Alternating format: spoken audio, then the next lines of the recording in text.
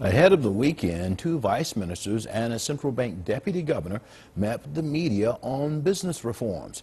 Reporters ask about pertinent issues like local government debt. Xia Cheng helped shed some light on how authorities are coping. Cheaper and faster internet, promoting public-private partnership, and boosting credit asset securitization. Those subjects are underway to unleash investment power in the market to shore up growth. The press at a State Council media briefing showed particularly high interest in PPP and credit asset securitization. But PPP investment in public services is not yet a success in China, as most projects haven't found private sector partners. Is it due to lack of interest from investors?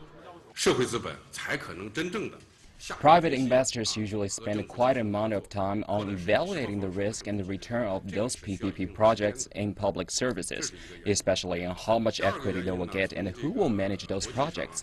Globally, similar projects usually take as long as 6 months to even a year to land a solid investment partnership. The Vice Finance Minister adds the Asian Infrastructure Investment Bank is open to investments under the Public-Private Partnership Scheme. Not surprisingly, the media briefing is digressed by questions on local government debt, as some of the local governments here have trouble selling those assets to banks, and how to set the interest rates is another critical issue.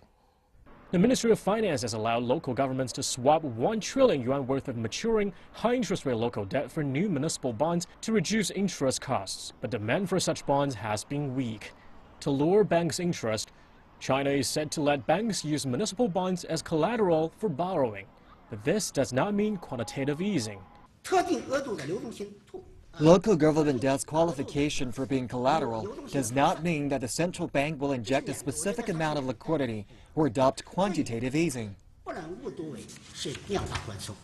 And interest rates are expected to be negotiated between financial institutions and debt issuers. On highly touted credit asset securitization in China, there's the same old worry about risks. We will keep the credit asset securitization products in China simple. We will not re-securitize those asset-backed securities, and it's crucial for regulators to cooperate to achieve synergy.